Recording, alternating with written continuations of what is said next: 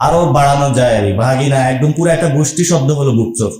বাংলাদেশে টোটালি একটা election engineering হয়েছে। সেট আপটা অনেক আগেই করা হয়েছিল, কে কত আসন পাবে, কিভাবে পাবে। আমার যে ব্যক্তিগত এক্সপিরিয়েন্স, কেন্দ্র পরিদর্শনে গিয়েছিলাম, মাথায় এসে ঘুষি দিছে।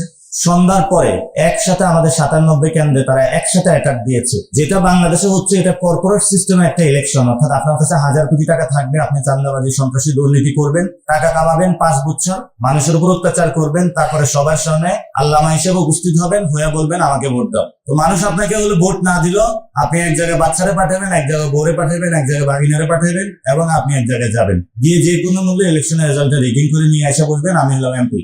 ইনশাল্লাহ মানুষ আমাদের উপর ভরসা রেখেছে, আমরা আপনাদের কাছে গিয়েছি, আপনারা আমাদেরকে ভালোবাসা দিয়েছেন পুরো বাংলাদেশে সাপলাকলিতে। আমরা অতটুকু এক্সপেকটেশন করি না যে ভালোবাসা আমাদেরকে দিয়েছেন। একজন মহিলা, তার বয়স 90 এর উপরে, সে সাভার থেকে আমাকে ভোট দিতে এসেছিল, কথা বলতে পারে না, একজন ক্যান্সারের রোগী ভোট দিতে এসেছিল। এই মানুষের ভোট গুলো হলো তারা চুরি করেছে। মানে সোজা কথা, এখানে ভোট চোর। একটা ভোট চোর যদি পার্লামেন্টে যায়, সে তো জনগণের পকেটের টাকা চুরি করবে, ব্যবসায়িক টাকা চুরি করবে, এমন কোন জায়গা নাই যেখানে হলো সে হাত বসাবে না। তো মানুষ আমাদেরকে ভালোবাসা দেখিয়েছে। আমরা আগামীতে প্ল্যান করেছি যে মানুষের কাছে যাব, আমরা আরো কষ্ট করব বেশি, এবং আমরা একটা দাওয়াতি কার্যক্রম আমি চিন্তা করতে শুরু করব। যে সকল লোক চাঁদাবাজি সন্ত্রাসী করে, যা বলবো বাবা তুমি এগুলো আর করিও না, নতুন বাংলাদেশ গড়ি চলো, এবং তাদের বাসায় বাসায় যায় তাদেরকে দাওয়াত দিয়ে আসবো। এছাড়া তো আসলে কোনো উপায় নাই আমাদেরকে। আমরা বিভিন্ন জায়গায় ঢাকা আকাশের আমরা ইফতার করবো, 30 দিন 30 মসজিদে তারাবি বলবো, জনগণের সাথে যাব, যারা আমাকে ভোট দিছে তাদের বাসায় দাওয়াত খাবো, আর যারা চাঁদাবাজ সন্ত্রাস দুর্নীতি করেছে তাদের বাসায় হেদায়েতের দাওয়াত নিয়ে যাবো, যে ভাই এগুলা ছেড়ে দাও। এত মাঠে শক্তি নাই, সারাদিন আন্দোলন করবো, বাসায় যায়া ওরা দাওয়াতও দিয়ে আসবো, ওর বাসায় মানে খাওয়া যাবে না, কারণ এগুলো দুর্নীতির টাকা। আপনারা জানেন আজকে যে প্রোগ্রামটা হচ্ছে, এটা বাংলাদেশের সেই গণ অভ্যুত্থানের যে রেশটা এখন আমাদের মধ্যে রয়ে গিয়েছে। আজকের এই প্রোগ্রামে উপস্থিত আছেন অনেকেই এনসিপি সিনিয়র নেতৃবৃন্দ উপস্থিত আছেন, যারা জেল থেকে এসেছেন, এবং আরেকটা জেলে তারা এসেছেন। বাংলাদেশেও কিন্তু একটা জেল হতে যাচ্ছে। এক জেল থেকে আমরা মুক্তি পেয়েছি, আরেক জেলের মধ্যে আমরা যাচ্ছি। তো নতুন জেলে আপনাদেরকে স্বাগত জানাচ্ছি। আমরা ইনশাল্লাহ আমরা এখানে 18 কোটি মানুষের বড় একটি জেলের মধ্যে রয়েছি। এই জেল থেকে মুক্তির জন্য আমাদের আগামীর লড়াইটা আরো দ্বিগুণ করতে হবে। প্রিয় সাংবাদিক ভাইরা, আপনারা যারা জেলে ছিলেন, আপনাদের জন্য অনেকে দোয়া করেছে, অনেকে প্রার্থনা করেছে। বিশেষত ডক্টর ইউনূস স্যার এটা নিয়ে খুবই সিরিয়াস ছিলেন, অনেক উপদেষ্টাও কাজ করেছেন, আমরা তাদেরকে ধন্যবাদ জানাচ্ছি। সাথে সাথে আপনারা খুবই লাকি পার্সন, আপনাদের বিশেষ করে যারা ওয়াইফ ছিল তারা আপনাদের উপরে হাল ছাড়ে নাই। প্রত্যেকটা বারান্দায় তারা ঘোরাফেরা করেছে, প্রত্যেকটা জায়গায় তারা গিয়েছে, আপনাদের আজাদির জন্য, মুক্তির জন্য তারা লড়াই করেছে। এবং এখানে যারা সামনে আছে তারাও দিনরাত পরিশ্রম করেছে আপনাদের মুক্তির জন্য। অবশেষে আপনারা এসেছেন, আপনাদেরকে আমরা স্বাগত জানাচ্ছি। এবং ওই দিন আমি যখন শহীদ মিনারে নামাজ পড়তে গিয়েছিলাম, এক শহীদের জানাজার নামাজা, তো ওনার মাথাটা হলো অর্ধেক খুলি ছিল না, চাপাতি দিয়ে কোপানো হয়েছে। এবং 64 জন ওনার মতো নেই থাইল্যান্ডে আছেন, যারা যে কোনো সময় মৃত্যুবরণ করতে পারেন, প্রহর গুনছেন। এবং ওনার ওয়াইফের সাথে কথা হলো, ওনার ওয়াইফ আমাকে জানালো যে তার 3টে সন্তান আছে। এতদিন হসপিটালের বেইলে বাচ্চাদেরকে দেখাইতে পারতো যে এটা তোমার বাবা। তো বাচ্চারা বলতো বাবার এই অবস্থা কেন, বাবা কি কথা বলবে না? তো উনি তারপরেও বললো যে আমি তো বাচ্চাদেরকে দেখাইতে পারতেছি, কিন্তু কয়েকদিন পরে তো আমি দেখাইতে পারবো না। তো এরকম অসংখ্য মানুষের যন্ত্রণার মধ্য দিয়ে কিন্তু বাংলাদেশে আমরা নতুন একটি ডেমোক্রেটিক ফর্মের জন্য ইচ্ছা পোষণ করেছিলাম। কিন্তু যে বিষয়টা বাংলাদেশে, এটা আপনারা যারা জেল থেকে মুক্তি পেয়ে এসেছেন সেটা দেখেছেন, বাংলাদেশে টোটালি একটা ইলেকশন ইঞ্জিনিয়ারিং হয়েছে। যেটা সেট আপটা অনেক আগেই করা হয়েছিল, কে কত আসন পাবে, কিভাবে পাবে। আমার যে ব্যক্তিগত এক্সপিরিয়েন্স, সেটা হলো কেন্দ্র পরিদর্শনে গিয়েছিলাম, মাথায় এসে ঘুষি দিছে, বিভিন্ন জায়গায় বাধাগ্রস্ত সৃষ্টি করেছে আমাকে। তারপরে হলো সন্ধ্যার পরে একসাথে আমাদের 97 কেন্দ্রে তারা একসাথে অ্যাটাক দিয়েছে, এবং আমাদের সবাইকে নাজেহাল বানিয়ে দিয়েছে। তো যেটা বাংলাদেশে হচ্ছে, এটা কর্পোরেট সিস্টেমে একটা ইলেকশন, অর্থাৎ আপনার কাছে 1000 কোটি টাকা থাকবে, আপনি চাঁদাবাজি সন্ত্রাসী দুর্নীতি করবেন, টাকা কামাবেন 5 বছর, মানুষের উপর অত্যাচার করবেন, তারপরে সবার সামনে আল্লামা হিসেবে উপস্থিত হবেন, হয়ে বলবেন আমাকে ভোট দাও। তো মানুষ আপনাকে হলে ভোট না দিল, আপনি এক জায়গায় বাচ্চারে পাঠাবেন, এক জায়গায় বউরে পাঠাবেন, এক জায়গায় ভাগিনারে পাঠাবেন, এবং আপনি এক জায়গায় যাবেন, গিয়ে যে কোনো মূল্যে ইলেকশনের রেজাল্টটা রেগিং করে নিয়ে আসা বলবেন আমি হলাম এমপি। ইনশাল্লাহ মানুষ আমাদের উপর ভরসা রেখেছে। আমরা বাংলাদেশের মানুষের উদ্দেশ্যে যেটা বলতে চাই, আমরা আপনাদের কাছে গিয়েছি, আপনারা আমাদেরকে ভালোবাসা দিয়েছেন পুরো বাংলাদেশের শাপলাকলিতে।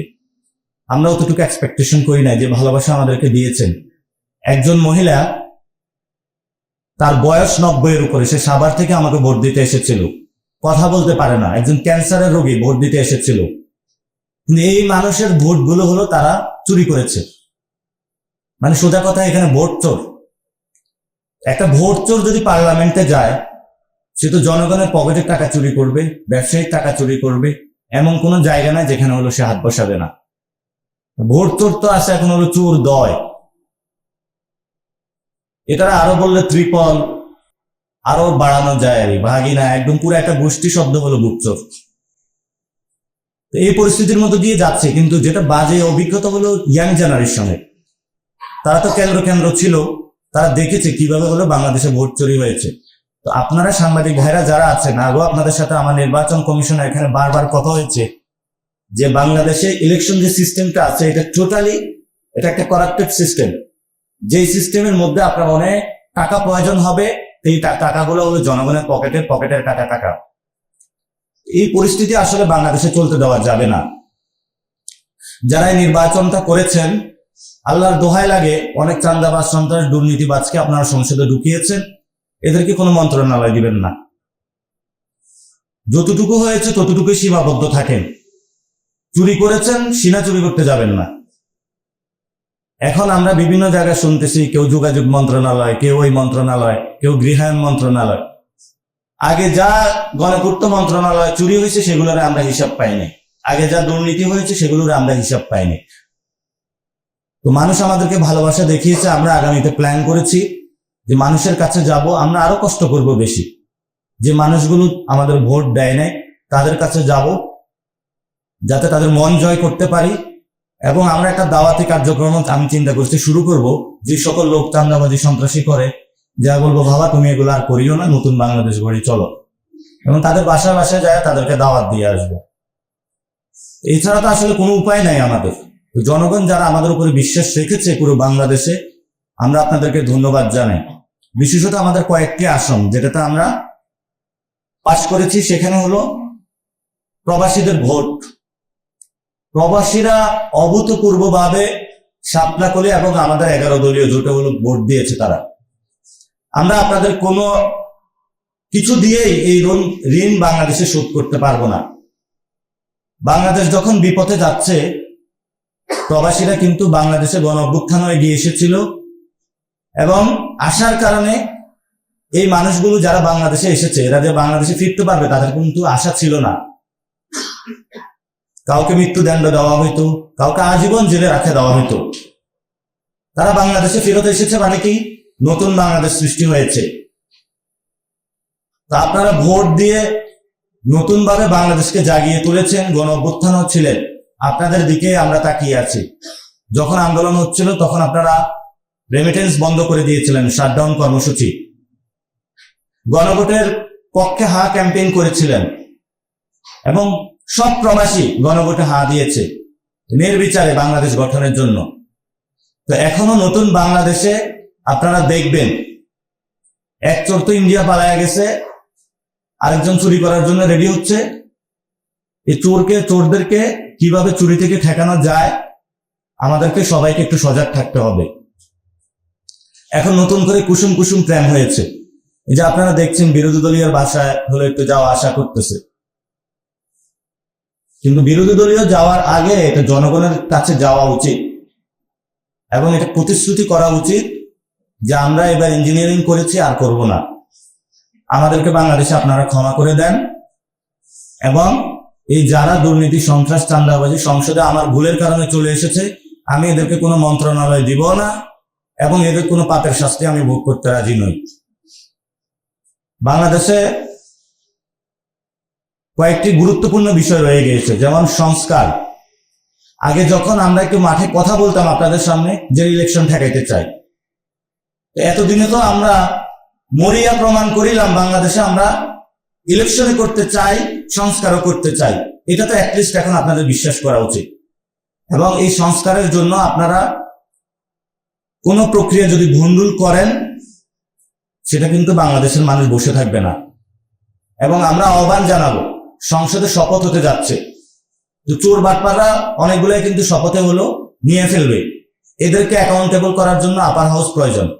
আপার হাউসটা যদি সকলে একসাথে নিতে পারতো, এটা বাংলাদেশে ভালো হতো। এবং আমাদের জায়গা থেকে আমরা বলতে চাই, লোয়ার হাউস এবং আপার হাউস